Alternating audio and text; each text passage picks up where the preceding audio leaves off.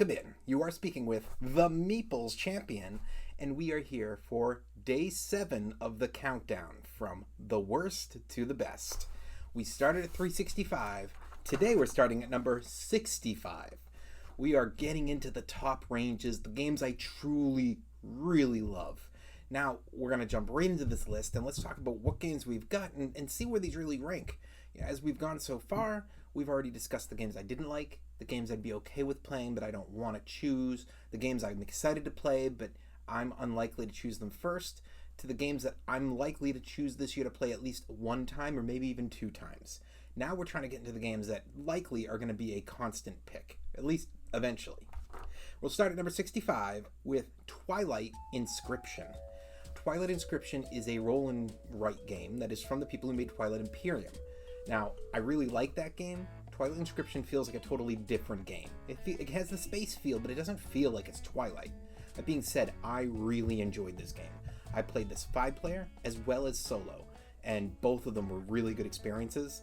So this is one that's on my list to try to get back out for me and my friends, as well as to try to see if my wife will give it a try. I feel like this is a game that could work on both sides. So this is definitely one that could get chosen maybe 2 or 3 times this year. Number 64, Bond. Now, Bond is a game that I absolutely love. Bond. It's from the people who made Alhambra, and yet I can't find this anywhere. I don't know if this was just a one-time only make or what it was, but this is not an available game. It's a card game version of Alhambra, where you're still collecting your different types of money, you're still using that money to buy your different colored buildings, but that's it. You're not building a city with them, you're just simply trying to have the most of each building. I really enjoy this one. It's one that my wife and I love to play. Her family has enjoyed playing it with us. My sisters like playing this game with me. It's a game that definitely gets pulled out, especially in the summer, on a constant basis. Number 63, this was a Kickstarter that I just got in about a week and a half ago. Shake That City. I was so excited for this game. Now, I have played this game as a one through by myself. It was fine. I played this game with my wife. I liked it, but my wife wasn't a huge fan. I think the city game needs to be pushed to 4-player in order for it to be optimal. And there's an expansion that comes with it. Everything in the box is really great. They've done a great job of creating a game. This is one that I want to try out with more people. I feel like this is one that I'm going to try with her family, my family, game group. I'm not sure what group it's going to really land in the long run. This could turn into more of a family game night type game. I don't know if my group's going to love the game enough that we're going to call it out a second time, but I feel like for family game nights at optimal size, full player count, this is a game that might get easy to pull out at get-togethers because it's not hard to play. Number 62, Zombie Dice. Now we're going back into Halloween themed games. I absolutely love Zombie Dice. The idea that I can play this by myself and just see how many times it takes me to beat them, or I can play this with as many people as I want. I've played a game of this with like 23 people before, and it's just one of those games you can all hang out, chat, have a good time, and it's just up to who has the cup as it's passing around. I mean, realistically, even if it's 30 seconds a turn, 23 people means 12 and a half minutes on average before your turn again. That's great. That means that you can hang out, have a good time, and when it starts to come up close to you is when you have to start paying attention. Okay, yep, they're out, blah, blah, blah, and somebody, you just keep marking what you got, something to mark off. I really enjoy this game. This is one that's for family specific, and I'm a huge fan. Number 61, Everdel. I bought Everdel this year at PAX East, the whole box. This is the one that comes with like 7 expansions. I have a friend who had introduced it to me. I actually worked for the company that produces Everdel. Not the ones that created the game itself, but the ones that manufacture it. And I got to work for them for a couple days before I ended up getting my job I'm currently in. But it was a really nice experience getting to try out working for a board game related company. And this is just such a fantastic game. It's one that I haven't gotten to play any of the expansions of yet. I've only played the base game. But now that I have the huge box, the hope is, especially now that I'm through these reviews, I'm going to start choosing this more often for my Monday nights, as well as potentially have a Saturday where we can do the full setup and see if we can get like all of us around the table to play this game with all the expansions that we can on it, as well as try to introduce this to the family. I just think this is a game that could easily become one of those games you're playing minimum every other month. Number 60, For Sale. It's always interesting when you have a big game followed by a little game. But For Sale is a game that I've played it in person. I've played it countless times on Board Game Arena. I really enjoy a game where everybody knows what's available and everybody has the same starting money, and you just don't know.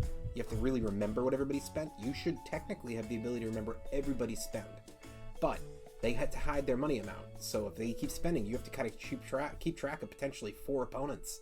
Wait, he spent 4, he spent 6, he spent 7, and it's hard sometimes to remember.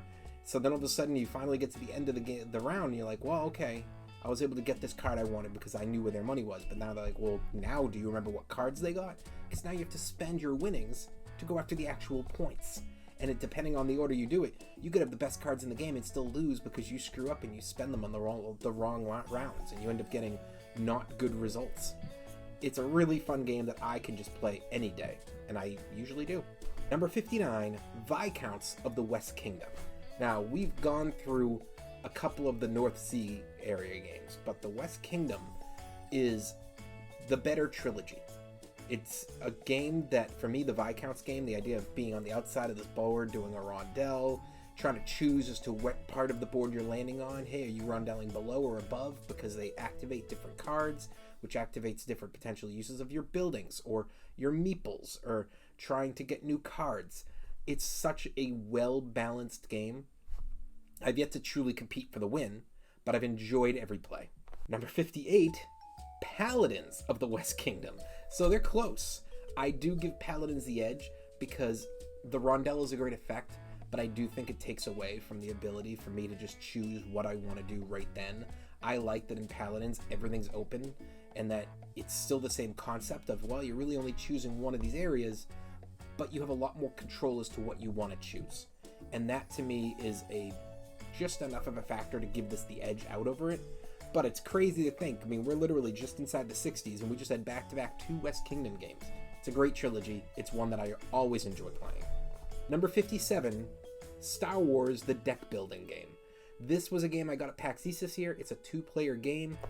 This is one of the better deck building games I've played. And I mean pure deck builder. The concept that it's 2-player, we're going to start with the same cards roughly, but I'm the Rebels, you're the Empire.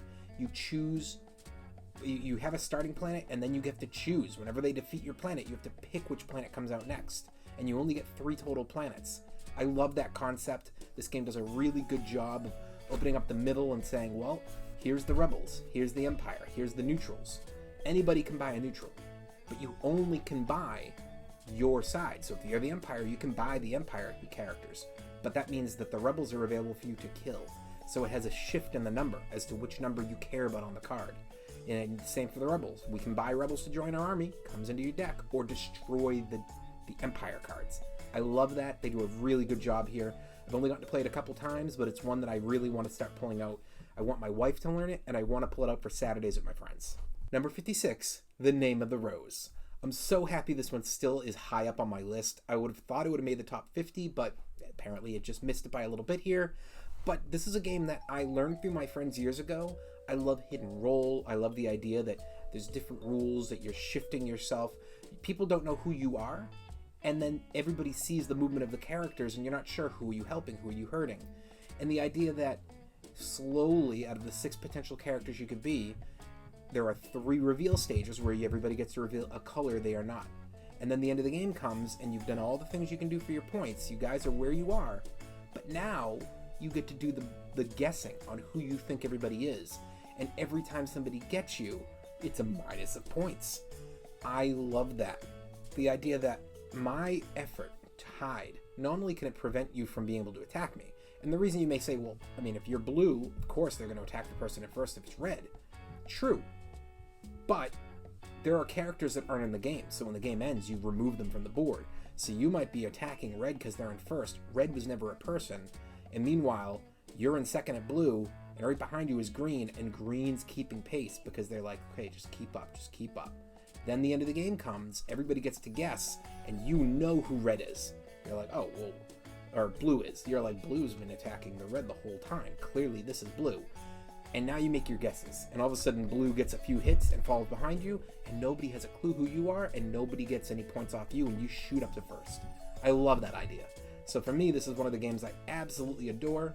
I tried getting it when my friend moved across the country. I couldn't find it. I looked for it for years. My wife surprised me, and this was the game that she ended up buying for me directly from Germany, and I was so happy. I don't get to the table that often.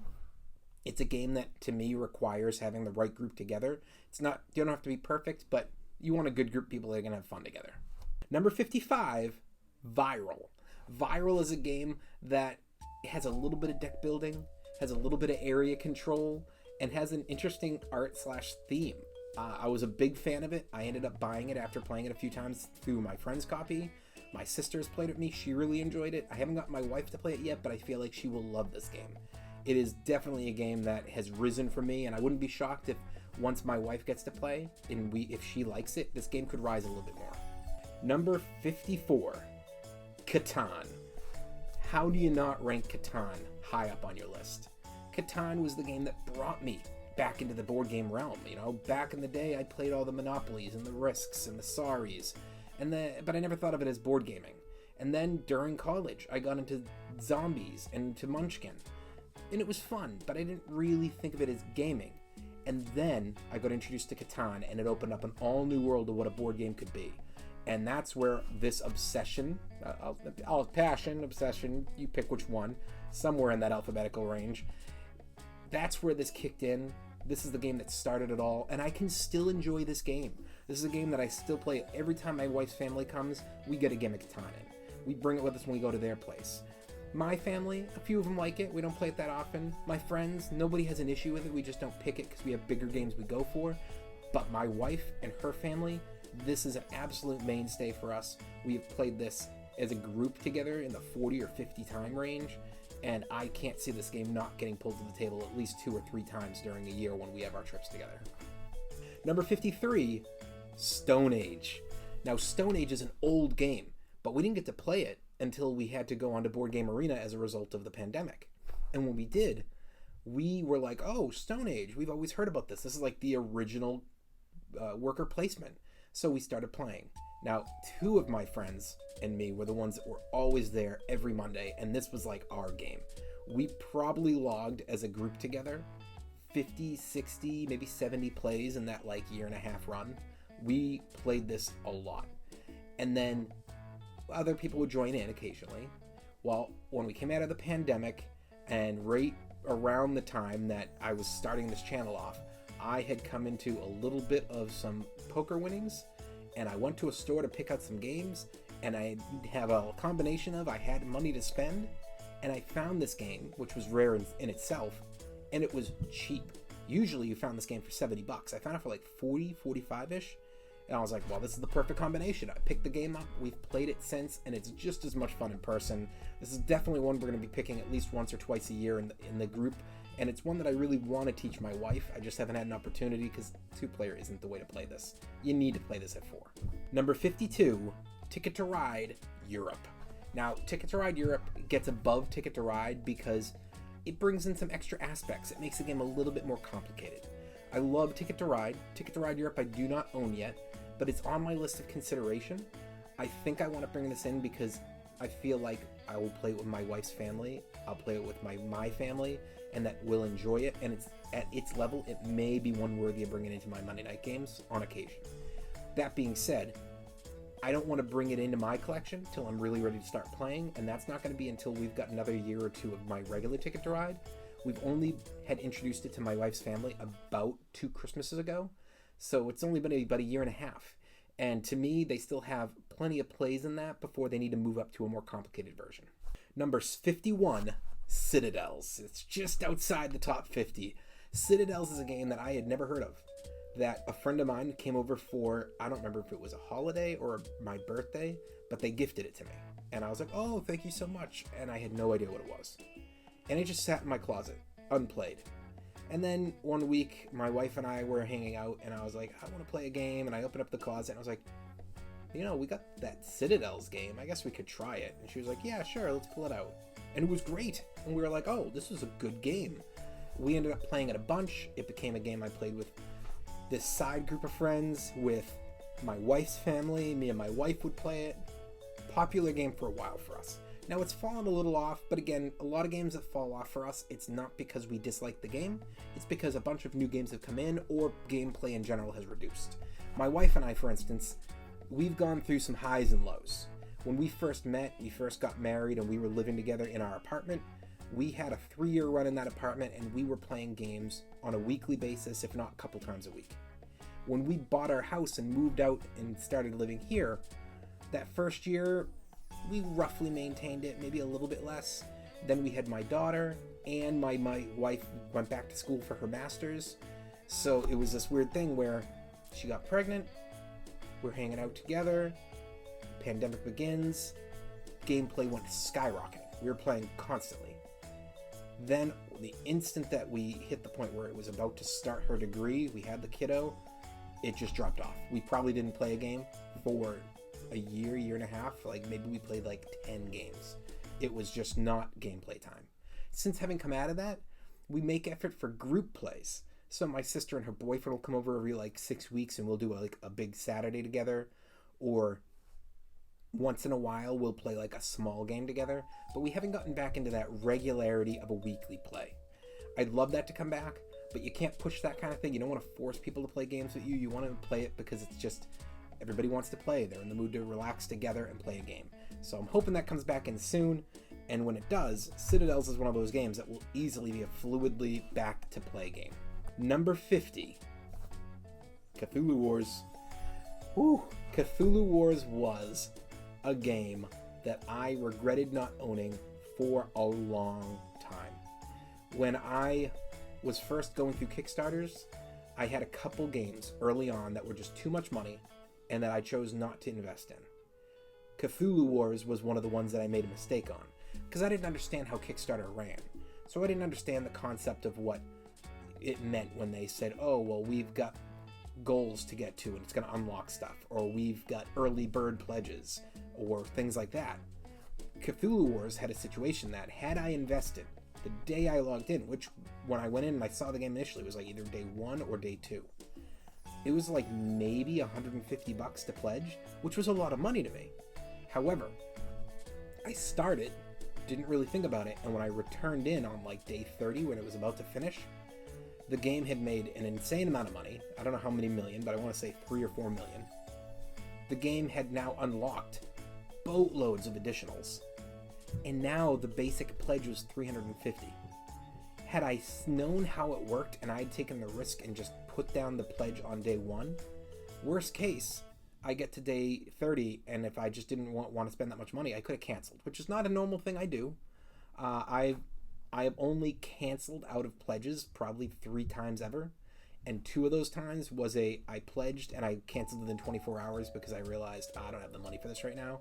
One of those times was I pledged because it looked interesting and it was a big game, and I waited until like 2.5 weeks later, and then I went, okay, the game has succeeded, but I have determined I can't spend this money. So I canceled that point. This is a game that I would have been willing to have pledged day 1 and potentially canceled day 30. But if I had seen, oh wow, that $150 is now $350, so I'm saving $200, and I'm getting all this extra, I wouldn't have canceled. I would have got the game. So it kills me that I didn't get to do this. Now, again, when I came into those poker winnings, I was looking for a lot of new games to add, a lot of Kickstarters to pack. I hunted this down, and I found this in basically mint condition through somebody on Board Game Geek, and I sent off the money. I got in the game. It's not one I've been able to really get a full commitment to, but I'm really hoping soon to get to play a full 4-player version. I only have the base game, so 4 players max, but I'm hoping to get in a couple big plays of this year, and if I really like it, the great thing is, well, the base game is hard to find, the add-ons are not. So if I can get a really good play and I feel like this game's worth it, I might be willing to start expanding and getting maybe a 5th player, 6th player option, bigger boards, better players. Number 49, Rummikub. It's always interesting. I said this earlier. You have a big game and you follow it with something small or basic. Rummikub is very basic, but it's a game that my wife and I love. We definitely pull this game out and play it, and it's one of those easy, we don't have to think about it games. Her family loves it, so we play this 4-player style with her family, and it's always a fun competition. And it's just one of those games that I can pull out anytime, anywhere. Even on vacations, if you don't bring it with you, this is one of those games that you could find in like an Airbnb just sitting on a shelf. It's not quite Monopoly, but it's still popular enough. So for me, Rumicube is one that is going to stand the test of time. I will play this the rest of my life. It's definitely one of those games I will enjoy constantly. Number 48, King Domino Origins. Now, we talked about Queen Domino and King Domino. Queen Domino offers some great additionals, but I prefer nice and basic, and that's where King Domino is better. The reason that King Domino Origins gets above King Domino is it comes with it 3 stages. So you can play the basic King Domino because that's what King Domino Origins base 1 is. Or you can play essentially King Domino Origins because the 3rd level of difficulty is essentially Queen Domino, but that middle one is fantastic because you actually now have a bridge difficulty where it takes a little bit of King Domino and moves towards Queen Domino difficulty level, but you're stopping halfway. The fact the game comes with 3 difficulty levels, 3 legit different ways of playing, to me, just culminated the decision, this is the best of the 3. Number 47, we talked about another game from its group earlier, Alhambra. Now, I am super excited. I used to play Alhambra back in the day all the time. A friend of mine owned it. It was one of our basic original board game group like big plays. I backed this year on Kickstarter the huge Alhambra new game coming out. Now, this is coming out with the Red Palace expansion. I don't remember if Red Palace can be played solo or not. I believe you can play that by itself. But the idea is, when I backed this, I backed everything. I backed the Red Palace with the original Alhambra game, with all the expansions that were available, any add-ons, anything. So this is going to be coming in as a large game. I'm super excited to finally get Alhambra in my collection, but I'm even more excited to see what all the other pieces are that I've never played with before. Alhambra is one that I know my wife is going to love because she loves Bond, and this is just better. I know it's one that her family will love because, again, they love Bond, so this is better. It's one that I think my friends in my game group are going to really enjoy. I just love Alhambra, and the instant that gets in, which I want to say that's October-ish, when I get that game in, the expectation is in 2024, if that game's not played at least once a month, I'd be shocked. Number 46, King's Forge. Now, I feel like we talked about King's Forge at one point, but it's just such a good game. It's one of those games that when you get to play this game, you feel like there's so much opportunity, because even though it's small and it's basic, the game gives you the opportunity to jump in and to say, okay, I'm going to get these cards to make, and I'm going to get these cards to choose for my ability.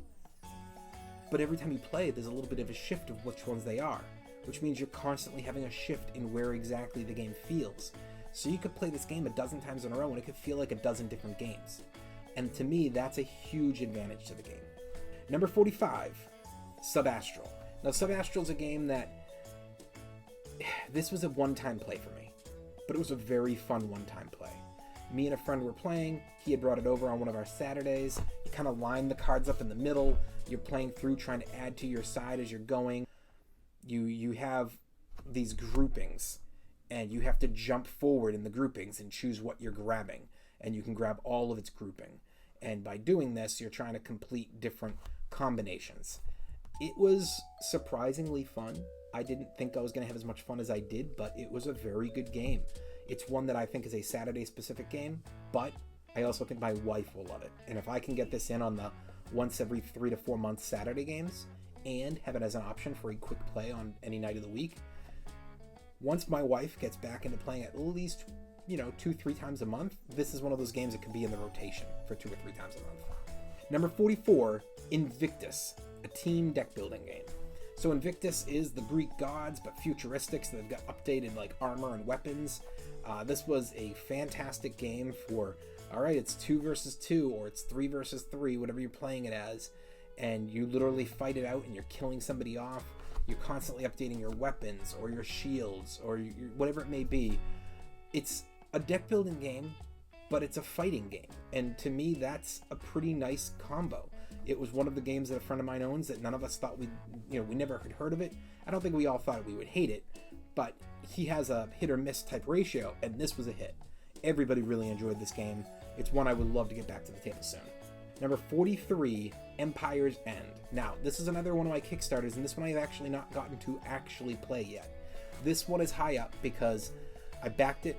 It should be coming in reasonably soon, and I watched many playthroughs of it, trying to get ready and be able to review it. And the concept of the game is that it's kind of a city building game, only it's the opposite. Your city's already built, and now, after you've built your empire, the game starts off as bad things are happening, whether it's natural disasters or invasions or whatever it is, and you're trying to protect your city. So things will destroy pieces of your city, and you're going to have to either find ways to defend those pieces, or if they're destroyed, find ways to rebuild or upgrade. It's a very different take on the concept of what this is, and I'm really excited to get it to the table. Obviously, if it's not even been played, it's only based off of videos watched of how to plays and playthroughs, and it's up to 43. My excitement level is at an extreme high. This is one that I do think my wife will like, but I think my friends will love it. And I expect not only that I'm going to pick it, but then once I do, others are going to ask for replays. I can't wait to get this to the table. Number 42, Draftasaurus. We've been talking for the last few days about games with a dinosaur theme. And there are so many, and yet somehow leapfrogging all of these dinosaur park building games is just the basic Draftasaurus. But Draftasaurus is so much fun. The idea of, okay, what part of the park are you allowed to build in right now, or are you allowed to go to right now? Okay, this is the part you're going to go to. All right, well, here's the animals available. Which one are you picking? Next round, or next turn, there's going to be even fewer. You're starting with 6, then it's 5, then it's 4, then it's 3. So you have to be careful, because what is the animal that you think you're going to have the most of? Did you pick something early on because you went, oh, well, I just got 1, 2, 3 Brontosauruses in a row, so now I want to drop a Bronto, and then all of a sudden you never get a Bronto even given to you for the rest of the game. The T-Rexes, well, they're a great piece because the T-Rexes are going to give you a bonus point, but at the same time, you know, the T-Rexes are going to hurt you in a lot of ways, because the T-Rexes are not going to help you with other types of things you're fighting it out for. You know, are you going after something that you end up saying like, okay, I'm going to put these in my park, and then you accidentally go to put down the one that you think you're going to have only one of, and you're like, shoot, I have to go here, and it's the same dinosaur, and I've ruined it. It's a great game. I play it primarily in Board Game Arena. It's not a game I've physically bought yet, but it's been on my list for a long time. I saw they have a pterodactyl expansion, and my expectation is that at some point, most likely when it gets to Christmas again, this will probably top the list, saying, I'd like game 1 and 2, get these together, let me play this at a better version. Number 41, speaking of games that I was excited to play, I got for a holiday, and that did hit the bill, Blood Rage. I love Blood Rage. For a fun little story for you guys, I got Blood Rage, and all my group wanted to play it, and every time that it was my week, I wouldn't pick, because there were 5 of us showing up that week, and it was a 4-player game. So a friend of mine made fun of me, and said, you know, you got the game, you should just get the 5-player expansion. So I bought the 5th player expansion, specifically because of his comment. And then, the next time was my pick, he didn't show up, and then we played 4-player. So I made fun of him quite a bit for that one, because I was like, I did what you told me to do. I went out and I bought the 5th player expansion the next day, because you pointed out how we hadn't played it in 2.5 months since I bought it, because we kept having too many people. And he was like, my bad. It was entertaining. We all laughed pretty hard about that one. But the concept of this game, the area control, the special abilities, the killing, the fighting, I really like this game. My group, it became an absolute favorite. We're about to do our top games of the year. Every year when we get to the end of a full 52 weeks played, we actually will put up every game that we played for the year, and then we all individually go pub Meeple them, and then we take our lists, and I don't know exactly what format is used, but we use some specific type of ranking format to bring the list together and to then figure out what our top, you know, is number 1 through number 52 potentially. Realistically, it's through like 36 or something like that, because we have a lot of replays. But we figure out what our list is and we rank them, and then we all kind of hang out. We have a discussion about like, oh, what do we like the most this year? And something tells me Blood Rage is going to be really up on that list. I'd be shocked if it doesn't make it to the top 10. Number 40. Now, we were talking 2 or 3 days ago about how much I loved the game Chinatown. And then I got it, and then it dipped. And it didn't dip because it was bad, it dipped because somebody got a game that was a much, much better version. A game I probably will never own because it is extremely rare to get it with everything, and I wouldn't get it anything less, and it is extremely expensive. The game is called Foundations of Rome. Oh my god. I cannot tell you. Now, this is the same person who's that 50-50 hit. This was a knockout of the park hit. The concept of putting out your buildings onto the board for the spots you bought, for 3 different style buildings. Are you looking to have more population? Are you looking to have more potential victory points? You know, are you looking to have more spend? The idea of how this game works is stupendous. We have played with a couple expansions in the past where it will be like, okay, you have your buildings to build. You have the cards coming out that you're bidding on that you can use then to buy spots on the board, or that you're buying to buy spots on the board. But then you also have, like, say, a group of games boards to the side that says, here's buildings you can build if you get the requirements, and these have like really good special payouts, and if you can get one of them, awesome. You also, in that row, because usually it's either 5 or 6 cards available, it's not like it's just the numbers available. You also have specialty cards where they'll go, oh, get this card, and it's going to be worth X amount of victory points at the end of the game if you have it still. But it also has a special one-time use ability, and if you activate it, you're going to give up the card, so you lose the victory points you would have gotten for it, but it's going to let you go do something crazy on the board. I love everything about this game. This is obviously just inside my top 40, which is fantastic, and it's a game that if I were to own it, and my wife could play, her family could play, my family could play, something tells me it would go even higher. It is extremely expensive, and as a result, it's just not a game that I expect to get anytime soon, but you never know. If I go and I find this game has a massive discount because people, gave it up to they didn't want it and they were selling it cheap, whether I'm at a bazaar, which I like to go to, or a convention or something like that, I'd have no problem buying it.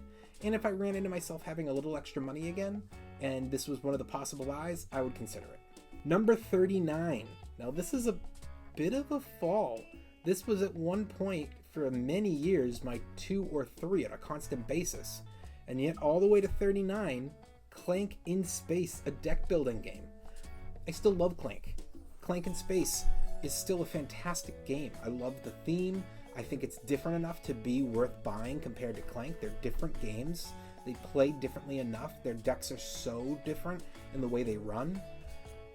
It's a game that I still love to play with my wife. It's just taken a hit because we've gotten really into other style games. And so while that's happened, this game has just dipped. And it's a game that we don't pick for my Monday nights, not because we don't want to, but because we've been playing new so often. So this is one that maybe, now that I'm out of constantly doing my reviews, maybe this could get a pull.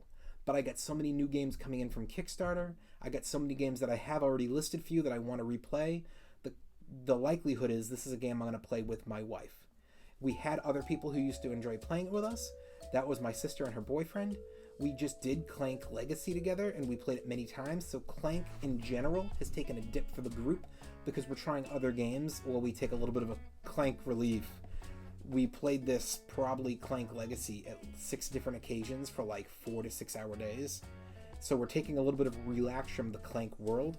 But when we're ready to jump back in, Clank in Space is the most likely game to jump back in and play because that was their preference. Number 38, Millennium Blades. I used to be a huge Yu-Gi-Oh fan. I never got into Magic. I had multiple people try to get me into it, and it just didn't hit for me. I love the theme, but for some reason, the way the game played, I just never completely understood it. But Yu-Gi-Oh, I watched the TV show. Me and my sisters all bought the cards together. We played for a few years together. When they were at the point where they were kind of done, they just gave me all their cards, and it was perfectly aligned to when I went to college. And in college, there was a room of people that were split. Half of them were playing Yu-Gi-Oh, half were playing Magic, so I jumped right in and I started playing Yu-Gi-Oh with them all, and I got many years of play out of this. Now, what happened with it, which happens to most of these, limitless card buying games, is 2 things. One, there were too many cards. I got to a point where I stopped buying, I was happy with what I had, and then I was getting wrecked by people I'd play because they had better cards. I also ran into the situation of, as the game continued to put out the next group, the next group, the next group, the game itself changed.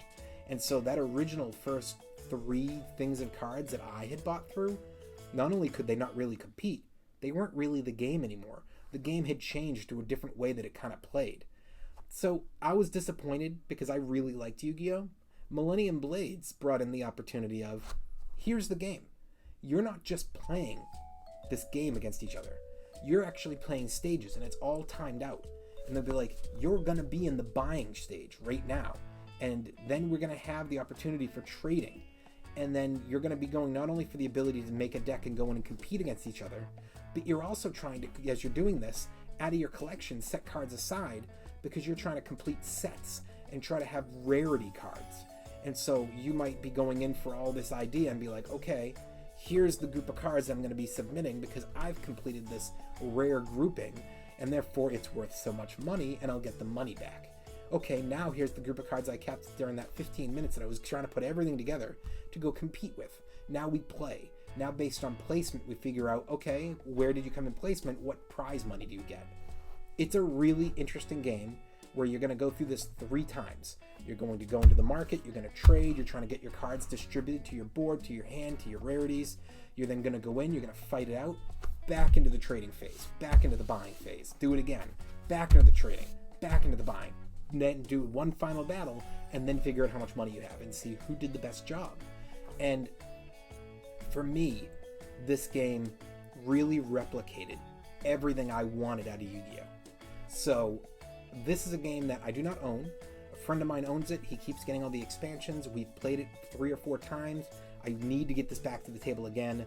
I would love to own it, but the problem is that I don't think more than maybe one of my sisters would want to play. I don't think my wife would be into it.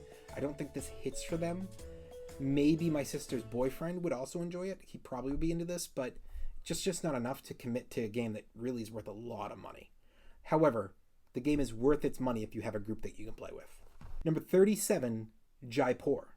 Jaipur is a fantastic 2-player game. I got introduced to it through a friend on BGA, and I have continued to play that game since. I love it. I'm very good at Jaipur. It's one of the few board games, card games, anything that you can think of with game at the end, that I'm pretty dominant at. I'm a person who can enjoy a game, who can become competitive but not necessarily win. This is one of those games where it's like, I should win 4 out of 5 times. I really understand how to keep track of the odds, the numbers, remember what people have played. It's a 2-player game, so I'm not tracking lots of people, so my memory works really well in this game, and it's a game that I dominate in. I love this game. It's one that I do physically own the game now, and I'm hoping to get more people to start playing with me. My sister, I know, would enjoy it. My wife, I'm positive, would enjoy it. We just haven't had a chance for a night where we have the right combination. Because if I'm playing with my wife, it's either going to be one of the complicated games, or she's not up for that and she wants to play simple. Well, if she's up for complicated, I don't want to play Jaipur because it's not complicated, it's basic. But if she wants simple, I can't pull out Jaipur because she hasn't played before, so she doesn't know it and she doesn't want to learn new. So I have to just be willing one time when she's up for a complicated to say, okay, I want to teach you this game. We're going to play this tonight. Because once I just commit to it and I give up on the one fun night of a game, then for future, I'm up for a game but I don't want to think, I can pull Jaipur out and she'll be willing to play. Right above it, number 36, Cursed Court. This is a game that more people need to play. It's not very popular, and I don't know why, other than I guess the theme/art. I love it. I think the box is great. I think the card art is great, but a lot of people just don't get into it. That concept of, there's a card between me and the person to my left. There's a card between me and the person to my right.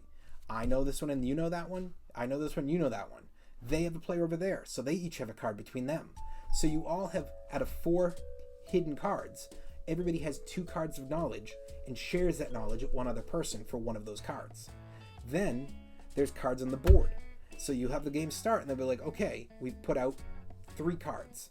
And then after round 1, we add a 4th. And then after round 2, we add a 5th. And I think it's after round 3, you add a 6th, and that's it. So there'll be 10 cards available. Now there are 9 different characters, 4 of every card, so there are 36 cards. So you're getting roughly somewhere in that range of about 30-35% of the available cards are out there. And this is going to be determining When all of it's done and you've done all of your different votes, you'll now be figuring out, okay, flip over all the hidden cards and score. So if somebody knew, if I'm sitting here and I had a card that was on the board and then I had it to my left and I had it to my right, I know there's at least 3 of that card available out of 4. That spot is worth a good amount of points. I love that kind of game. It feels a little bit poker-esque because of knowledge hidden, specifically Texas Hold'em-esque. It feels like a great game for the bidding with the chips. I love a game like this, and this is one that my wife really enjoys. Her family has played and enjoyed it. I played it with my friends, and they actually really liked it too, which I didn't expect and they didn't expect. This is a game that anybody that's played it has enjoyed it. I like to get this game out. I want to get it out more often. It, again, took the hit because of this year of new games, but I expect this year to see a ramp up in this game. This is one that I'd be shocked if I don't at least pick it every time we do a Saturday, and potentially some get-togethers with my sister and her boyfriend and me and my wife get this game to the table a few times as well. Number 35, Cry Havoc. Now, I just got to play this game again recently with the expansion. I love Cry Havoc. It is a combination of area control, deck building, but you get to have a lot of control over how you build the deck. There are 4 different piles of possible cards, and when you want to get a new card, you can just grab from whichever pile you want when you do that commitment. You get 2 cards, keep one, drop the other one. It's a really good game for, all right, I want to increase my ability to move. I want to increase my ability to drop more players. I want to increase my ability for trying to go for, the power. I love this game. This is a game that needs to be played more often in my group. I don't think my wife is ever going to get into this game. I don't think it would be her side, but I think that my friends and I, this is a game that could make it to a couple more of our Monday nights and potentially a Saturday. Number 34, the original Oroflon. I talked about Oroflon Ablaze yesterday, I believe. Oroflon is just the same game, but it's the original, and to me it has the characters I prefer. And it is such an easy game to learn, to play. I play it on Board Game Arena. I play it with my friends. I've taught it to my wife and her family. Her family liked it, but my wife didn't really get into it. It's always tough with my wife because sometimes a game needs a few plays before it hits for her. Sometimes she's never going to like a game. And sometimes she's just not paying enough attention. And when I say that, I mean, my wife is one of those, she'll put on a movie or a TV show. We'll pull out a board game. We'll do something that should be, let's all talk and pay attention. And she'll be on her phone the whole time. And then she'll be like, I really didn't like it. You'd be like, of course you didn't. You weren't even looking. So this is one of those games that the few times I tried to teach it, every time she was kind of half paying attention. She's either on her phone or she was really in conversation with somebody else and wasn't paying a lot of attention to the board. She'll completely argue that she was. And if she's seeing this video, you weren't. But it's just not often that I 100% know that the game wasn't given a true chance. Most of the time, my wife pays attention and she knows what she's talking about. And if she doesn't like it, she doesn't like it.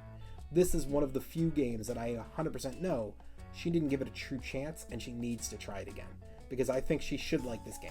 Number 33, Ethnos. I am trying to get this game so hard. I was up for this game. We had through a board game store that is nearby me, and when I say nearby, it's like 45 to 60 minute ride. They were running an in the store auction. I participate. I never knew that they did this. I didn't know this was the thing, but it was a blast. People for like a month or 2 brought games to the store, and they got to mark what it was their original price. And that's what they wanted to sell the game for. The store would put it up for sale, and the rule was, we're going to allow bidding, and if people overbid, everything above that money, the store gets to keep his profit. But everything below that money, if you said $10 and it sold for 10, you're getting it for 10. But if you said 10 and it sold for 30, you're only getting 10, the store gets 20. You got a 3-day bidding war, and the rule was when you got to the very end, so if it ended at say 8 p.m., I forgot the ending time, if a game got bid on in the final minute, they added, I don't remember if it was 1 minute or 3, but they added time to that game, and you'd see the clock adjust because they didn't want somebody getting outbid in the last second. You had to be paying attention too, because if you outbid them, you better be watching the clock and making sure they don't come back and outbid you. So some games went back and forth for a while. Ethnos was a game that I was so annoyed by because I had been with my wife for my birthday in Canada. We were driving home, and I forgot that we were in the final hour. And in the final hour, somebody outbid me on Ethnos, and I didn't know. So Ethnos ended up getting bought by somebody else. At the time, I couldn't find it anywhere, so I was so upset. Now, I am seeing that it's back available on Amazon, so it's out there again. It's not a lot of copies, but it's a game I'm considering to pick up soon if it starts to get rare again. I don't want to miss my opportunity because I love the concept of this game, and while the theme may not hit for a lot of people, what the game is awesome, and it's one that my game group will play and my wife enjoys. Number 32, we're finishing off this trilogy. It is Architects of the West Kingdom. So on today's grouping, 59, 58, 32 are the 3 placements of the entire West Kingdom trilogy. I love that this game got such a high placement. The fact that all these games squeezed into the top 100, the fact that this one squeezed into the top 50. Now, I had to go through it because I thought Paladins was my favorite. But what I realized was that, well, Paladins has, I think, the more competitive game for me. Architects is the one I can get easily played. Paladins is not one, nor is Viscounts one that I can teach family. They're too complicated. West Kingdom is one that, while they may not be great at it, I can teach this to my wife. I can teach this to my sisters. I can attempt to teach it to my wife's family. They may not love it, or they may say it's still a little difficult, but they could at least get the concept of the game. Paladins and Viscounts, I think, is just too complicated for a lot of them. But this one's not. So I think it's not that I necessarily like this more than I like Paladins, because I think I do enjoy Paladins more. But you don't just place it on how much you like a game. You have to place it on how often you feel like you can actually play the game. And I feel I can play Architects a lot more often than Paladins. So for that reason, it skyrocketed. Number 31, The Paradox Initiative. This is another Kickstarter. I had backed it. It's coming in soon. I really liked the concept of how this game worked with its chart of, all right, you're going to go to a spot. You're going to be collecting cards based on, is it the past, the present, the future, or the Paradox Initiative row? And you're going to be trying to collect different things based on the timeline, build your cards up, and score them. It's a game that I watched a few playthroughs of so I could review it. I love the art. I love the theme. I love everything about how it looks like a different game than any other game that I own or I've played. Everything about the setup to me just stood out, and I'm really pumped to get this to the table. Hopefully this is going to be in the next month or two. And when it is, I'll be doing a playthrough and then hopefully getting up for another review to review it post actual play. Right above that, this is another Kickstarter that I've yet to play, but I watched many playthroughs of. Number 30, Cube Monster. Cube Monster is a game that I committed to a little above the basic pledge. The basic pledge was just the game, but then there were 2 specialty pieces to the map, to the board, that you could get as these big overarching pieces. One of them, which I did not get, was the mountain. The idea is that you're trying to make your way up the side of the mountain to then throw things in to sacrifice to the mountain god. I didn't feel the need for that. The board was fine. The other piece is, the mountain god is this giant cube hand that is supposed to be holding this 4x4 grid that you're dropping things into, and as you're putting things in here, it's going to potentially cause monster attacks. That, I invested in the big plastic mini that's going to be able to physically be on the board, because I felt like not only was it better for placement of the cubes and really containing them, the drop-in spots that hold them, but it sold the power of like what this game is really telling me to do. The idea that you are facing this scary monster from within. This is a game that's all about cubes. You have multiple different colored cubes. You have to learn how to collect them, how to do things to earn more of them, how to spend them, how to make your way up the mountain, how to invest. I really am excited about this game. It was one of the first Kickstarters I invested in when I got that poker win, and I went and invested a lot of its money into new Kickstarters. And I'm really excited to see what that's going to do for this game night for me with my friends, game nights with my wife, family, everybody. This is a game I think will hit for every group I play with. Number 29, Revolution. Now, Revolution is a game that I have not gotten to play a lot lately, but it's a game that I find anybody can play. The idea of you got this board of a city, and you either are trying to score legit points and go around it, or trying to invest in getting pieces into the city. Once the city completely fills, the game ends, and then you go through and you go, okay, well, everybody's got their already individual counted points, but now we're going to go and figure out who scores points for each location for majority. Great. Here's the twist. You have, in order to get those spots, things to bid on.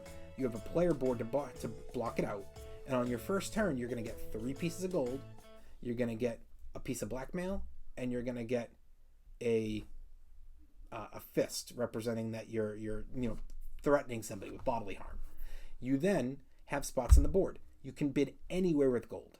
So if a spot has black, it means you can't use blackmail here.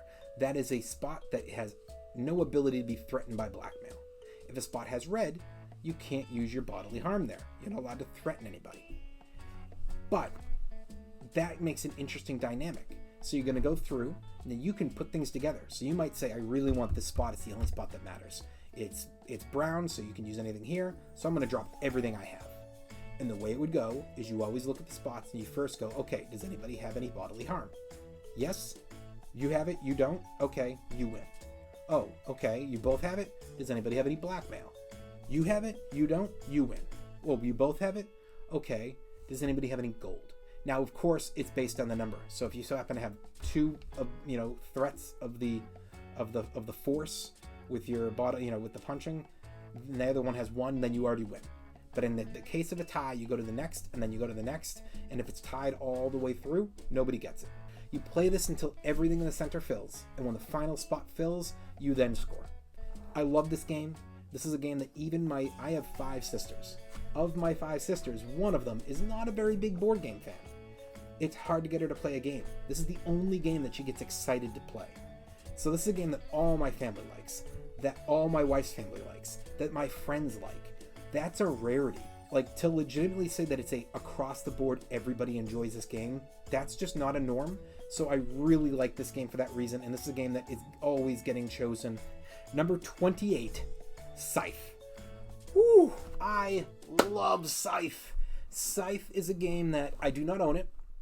I wish I did, but I understand that the likelihood is that this is my Monday night group and only my Monday night group that's ever going to play Scythe. I don't think my wife and her family or my family are ever going to want to play this. But what a game. The concept that it has this big open map that it feels like you're playing a Risk in a way. But you have such few characters. You have your ability of choosing your next action. It's always the setup of you can pick anywhere you want, but you can't pick the one you're already on, so you can never repeat. And then the idea of, okay, well, you get your people, but they don't really fight. They're out there only to be resource collectors. But you can eventually start to make mechs, and the mechs are your fighters. And like when you lose people, you don't lose them. They just either, if they're the workers, they're going to go back to the start. And if they're mechs, then they also go back to the start. You don't kill characters, you just force them back to your home spot. I really enjoy this game. I've played this, I want to say 4 times this past year, and it was one of those games that was just a blast every time.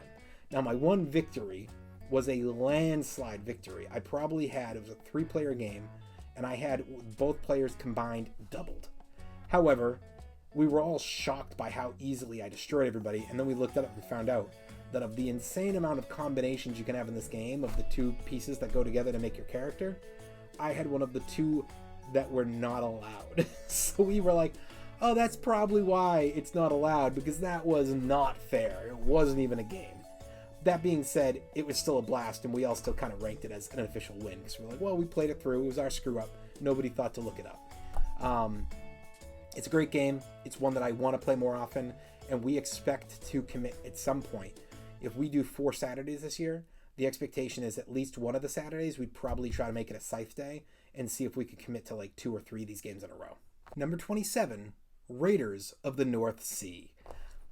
Raiders is without question my favorite of all the games from the North Sea and the West Kingdom trilogies. It's a game that I have played it with my friends and they enjoyed it. It's a game that I've played it with my wife and her family and we love it as a group. I've got 2 expansions that I've never played for it before. I'm really hoping to get that out this year. I love Raiders. It is one of those games that it's going to be in this collection for the rest of my life. It's a game that I'm hoping to get every expansion for and to really give it a chance to just evolve and hopefully become a game that I can learn how to play it from different play styles. As of right now, it's always about above and below. Really, what are you targeting? But I'm hoping to eventually push this with these expansions to give me a little bit more opportunity. Number 26, Northgard Uncharted Lands. Now, Northgard was such a fun, different game. This was a Kickstarter that a friend of mine backed, and when he first picked it, nobody knew what it was. I wasn't excited, but I was intrigued. I was like, oh, what is this? And the idea of when you start the game, everybody places out 2 pieces to build the initial board. You place your people on them. Now, once you're done, you have your specialty character. You have a deck of cards that you start with, but every round are going to add a card to it. You get 4 cards put up. If you're playing a 4-player game, 4 cards are exposed, and you know these are the 4 cards to get. And you only get to choose one when you pass and you finish the round. So the faster you finish your round, you get first dibs on next round cards. That's a really cool concept because it means you all know the deck building abilities out there. Now, there are also specific cards to your group that you can invest in to add to your deck, and those will just be improved upon pieces from your original deck. And you're putting out your players. You have the character that represents your leader, who's the one that is your, the face of your deck. And if you get them on the board, they usually have a little bit higher power, and they usually have a special ability, whether that's how they move, how they defend or attack. There's usually some advantage to them. And when you're using these characters and these players, you're making a location, and some of them have things printed. Okay, there's an apple, which means you're going to get food every time that the round ends and you own that spot. However, you could also find that there's an empty spot and it says, okay, you can build a small building here. You can go and you can spend your money and you can invest in buying a building for the spot. However, if somebody defeats you and takes that spot, they keep the building. So like there's a building that specifically states that when people attack you and they enter, they're going to lose one of their pieces as a result, which is great. It defends, but if you ever lose the spot, now getting it back will be very difficult. You've made an extremely hard to get location. At the same time, because you built that in the spot, that makes it extremely difficult for you to have that spot matter because you're trying to add buildings that are going to give you food or victory points. And then you also are trying to close spots, and the bigger that they are when you close them, you get a big amount of points. And then if you own a spot that's closed, you get points. And it's a setup of you're trying to get through X amount of rounds. It's usually depends on style of game you're playing, but it's usually anywhere from 7 to 10 rounds. And then when the game ends, most points. Or first person to get 3 big enclosed spots with the large buildings in them. If you can get 3 of those, you win. It's a really fun game. I really enjoy it. I'm hoping to play it more often and like to find a way to use this expansion with just a little less of the monsters. Number 25, the Quacks of Quidlingberg. Now, the Quacks of Quidlingberg is one of those one of those bag builders that I mentioned earlier. I had played 3 bag builders for the first time this year, and Quacks was one of them. Quacks have been on my list for a long time. It wasn't until I played another game that I decided to finally invest in buying this, because I finally said, I think I like bag builders. I'm going to go get this one. And to me, Quacks of Quidlingberg is the same for its mechanic as playing any of the others. Katan, Ticket to Ride, Wizard. It's the introductory game that you get somebody to try out that mechanic to see if they like bag building, to then let them go find other games that are more complicated with that included. I love this game. It was immediately a huge win for me and my wife. My sister and her boyfriend played it. They really enjoyed it. My friends have played it. They like it. My wife's family has played it and they like it. It's a game that's very simple, easy to learn, and I'm really excited to try to get this out more and more often. It's one of the most played right now by me and my wife. When we do have a night where we get together to play games, that's the game we usually pick. Number 24, In the Hall of the Mountain King. Now, I was talking about how when I got, and this was a while ago, when I went and invested in getting the game Isle of Cats, I was surprised that game didn't hit for me. I thought it was going to be more popular. In the Hall of the Mountain King achieved what Isle of Cats did not. I found that the placement of that was far more entertaining. The setup of trying to build your way to the center, of trying to place down and get your different types of scoring bonuses. This game was a better version of it for me and is one that I think is going to hit for a lot more people. I haven't had an opportunity to play this with a lot of people yet, but it's a game that when I got it, I was excited. When I played it, I was in love. I love this game. And I hope that this game does hit for others like it hit for me. It's going to be really disappointing if it doesn't, because it will dip if I don't have good opponents, if I don't have people who want to play it. But if other people like it like I do, and this game can move up in popularity, I think it's going to maintain, if not improve on its spot in the next few years. Number 23, Skyrise. Now, Skyrise is not currently available. Skyrise is a game that I played at PAX East this year. And when I say played, I mean I sat down with a group of people, with the person, I don't know if it was the creator or if it was just the advertiser from the company, but somebody who had this big version of the game and was advertising it. And they had the whole thing set up and they were walking us through it. And everything about this game screamed to me, this is a game you're going to love. You're going to love the theme, you're going to love the components, you're going to love that idea of when do you use a different style building to bid with? When are you willing to go heavy? You know, you're trying to control portions of the board. The instant you own something, you own it, but you still have to control the section. So, you know, if you're going through, you basically start from the center, and the rule is like, okay, well, you bid. Somebody wants to outbid you, they outbid you by going to like the next place, and you're going to bid going up and up and up in buildings until eventually nobody outbids you, and that's the spot you get. But you have to drop that building there, which means that's no longer in your bidding allows. So if you spend your first 3 turns and you bid your 3 biggest buildings, you're going to really be out of the bidding war for a while, because everybody else is going to easily be able to outbid you. If you're in a 4-player game, that means that there are 9 other buildings that can outbid you that you can never outbid. So you're going to get stuck. At the same time, you only get half your buildings to start the game. So when you get to this point where they say, okay, unlock the other half of your buildings, it might be worth it that you wasted the 3 early, because now you've gotten other buildings and a couple of them are bigger than those, and now you are back in the competition, but you own land. It's a really fun game. I love the concept. I'm hoping to get this game the instant it's available. Skyrise. Number 22, back to the Trick Takers, the Dwarf King.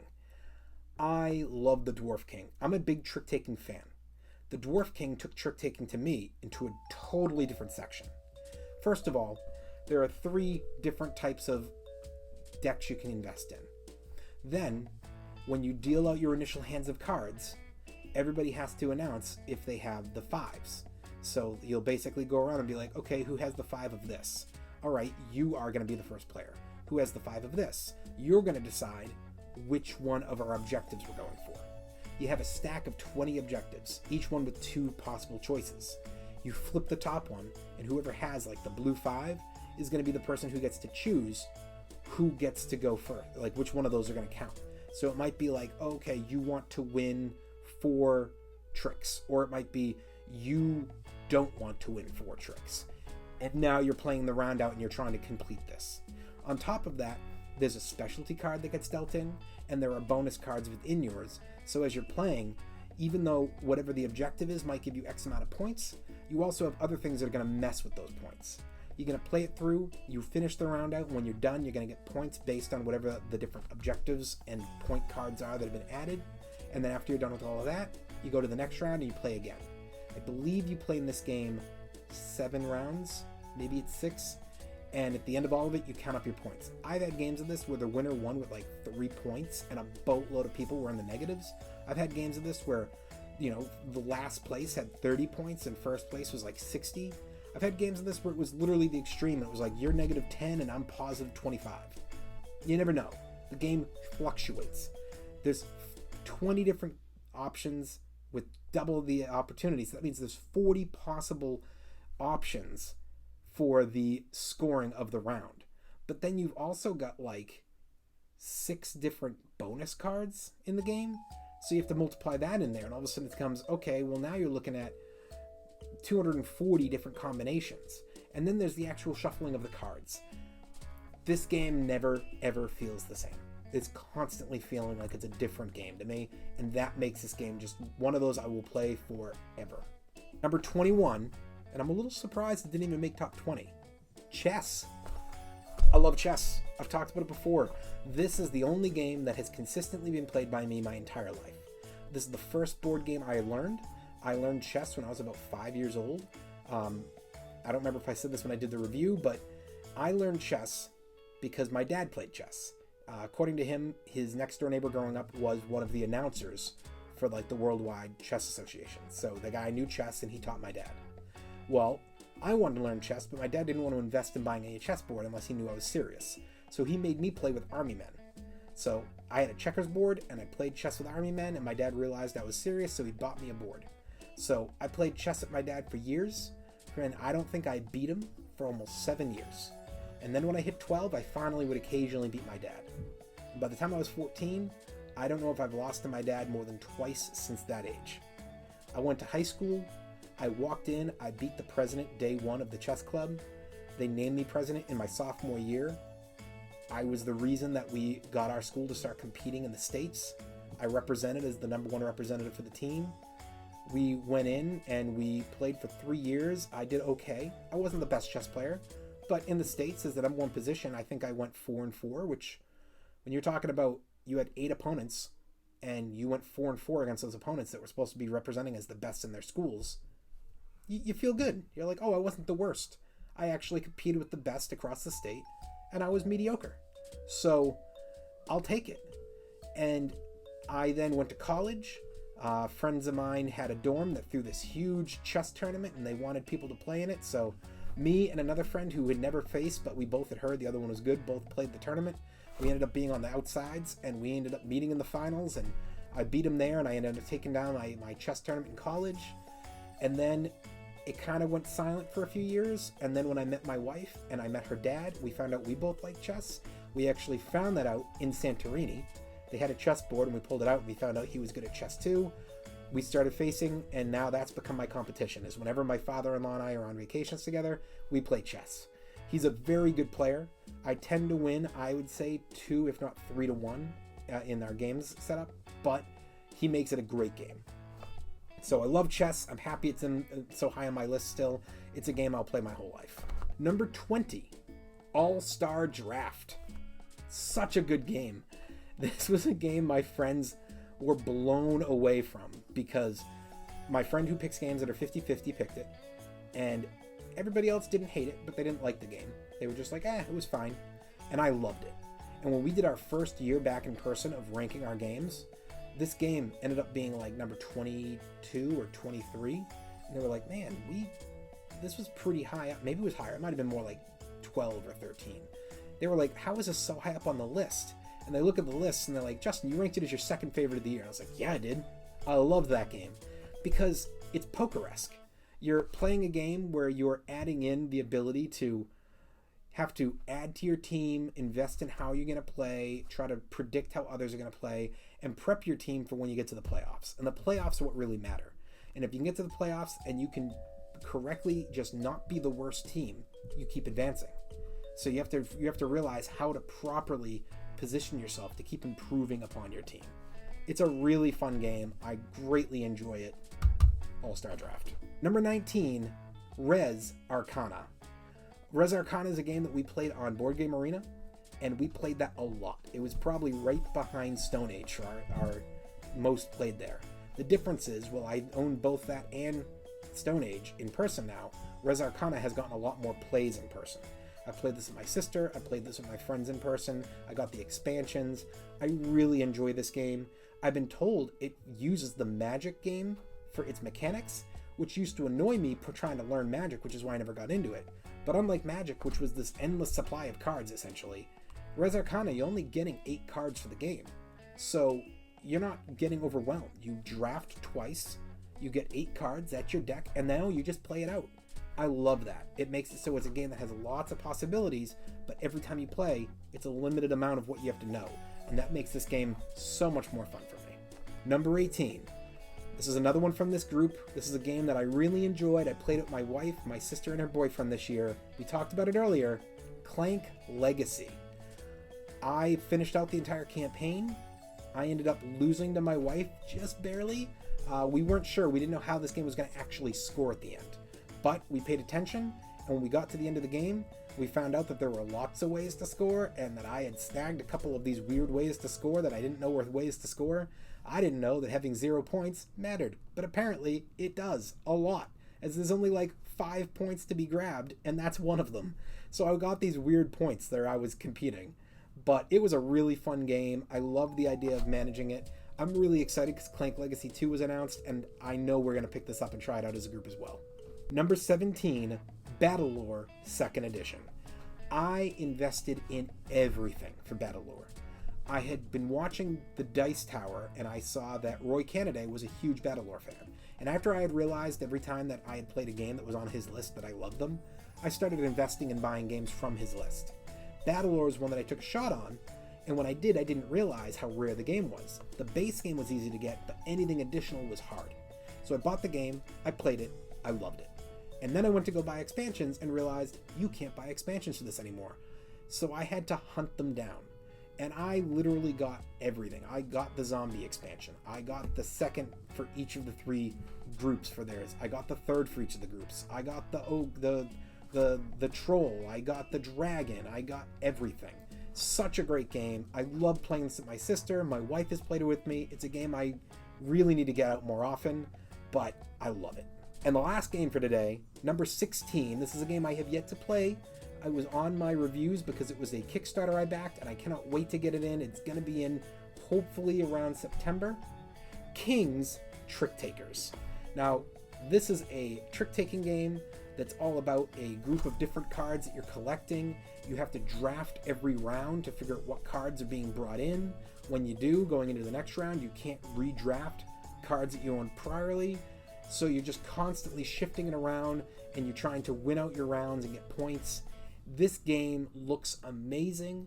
This looks like a game that could be my favorite trick-taking game one day. It is on the rise. The expectations are high for this because for a game that you watch a playthrough of, trick-taking games are a game that it's not like there's a lot of other options. You really get an idea of what you're playing right there. A board game, you might watch a playthrough and you haven't seen 7 or 8 of the different ways to play it. But trick-taking is pretty straightforward.